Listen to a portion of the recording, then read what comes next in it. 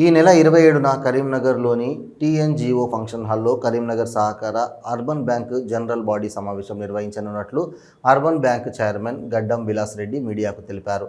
ఈ సమావేశంలో పలు కీలక నిర్ణయాలు తీసుకోనున్నట్లు తెలిపారు. ప్రతి సభ్యుడు తప్పకుండా హాజరు కావాలని కోరారు.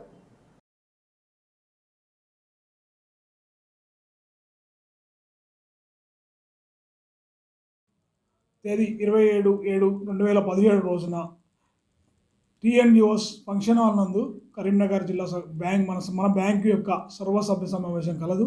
ఇట్టి సమావేశంకు సభ్యులందరూ తప్పనిసరి హాజరు కావాలని ఈ సందర్భంగా తెలియజేస్తున్నాను.